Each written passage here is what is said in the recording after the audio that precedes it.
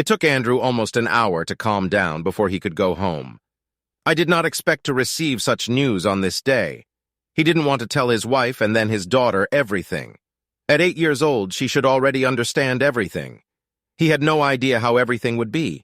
The house had been tense for weeks, and Andrew felt that his news would be like a joker in an already losing game. The house was eerily quiet for the late evening of the last day of the school year. His wife Anne was sitting in the living room with a glass of wine and several newspapers lying on the sofa next to her. "Hello, why is it so quiet, honey? Where is Ollie?" "She's with her mother." "I'll pick her up later after our conversation," she replied. Andrew was at a loss. She couldn't already know. "There's no easy way to say this, Andrew, so I'll just say this. I met another man and fell madly in love with him. Tonight I'm leaving with him on a month-long trip. We're taking Olivia with us. She was told that she would swim in the ocean, and she was ecstatic." "What? The divorce papers are ready. I will have sole custody of Olivia. I know this isn't easy to hear, but this month will allow you to have a cleaner breakup.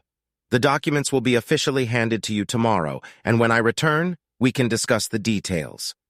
She stood up and walked to the front door. "Wait. I want to see my daughter. Andrew, Michael, and I decided that it would be easier for Olivia if you didn't do this so that she wouldn't look forward to it too much. She was told that you might be able to join us on the trip if you could take time off from work. Hopefully in a few days, she will stop thinking about it. There is no way you will do this. I'm calling 911 right now and telling you that you're kidnapping our child. Don't make a fool of yourself, Andrew. Michael is a powerful attorney and has an incredible network. All this has already been provided for. Just accept the new reality, dear. Michael says it will make things easier for everyone.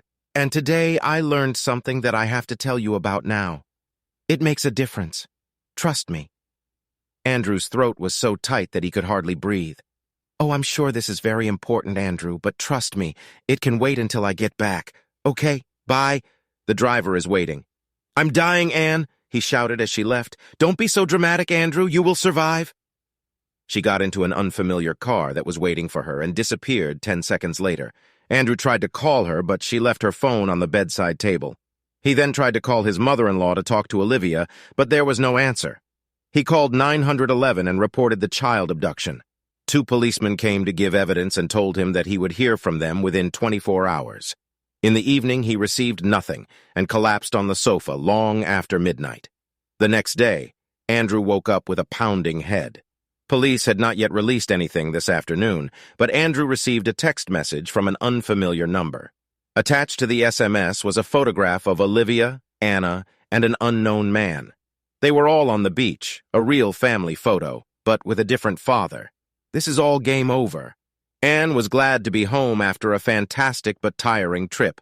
She was surprised, but also relieved to see that Andrew was not there.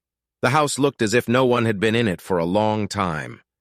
The divorce papers and the glass of wine were in the same place where she had left them a month ago. There was an unopened envelope on the sofa, but what intrigued her most was that all of Andrew's clothes and personal belongings were still in their bedroom or in his home office. Seeing that her father was not at home, Olivia went to her best friend who lived across the street and plugged in her phone to charge it after a month of inactivity and saw that she had received several calls from an unfamiliar local number. It could wait. She needed to wash a bunch of laundry. She was about to leave to run some errands when the phone rang. "Mrs. Ann Coleman?" "Yes, it's me. My name is Christine Ryerson from Bellevue Palliative Care. We have already tried to contact you several times today.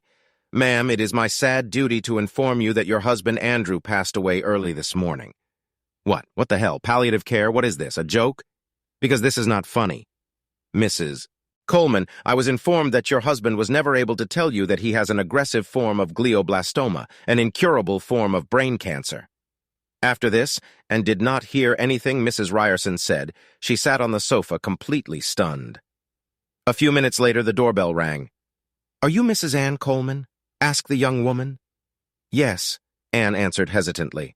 "A letter for you, ma'am. For any questions, please contact Mr. Robert Horton, attorney. His business card is in an envelope. All the best." Anne opened the letter with trembling hands. "Anne, thank you so much for allowing me to say goodbye to Olivia. Don't worry, I left something for her. Over time, she will understand what you did and what kind of father you replaced me with. Andrew, subscribe to our channel so that your second chaff doesn't cheat on you, and go ahead and listen to the next story, because this story is nothing compared to the next one. If you're under 18, don't even think about listening to the next one.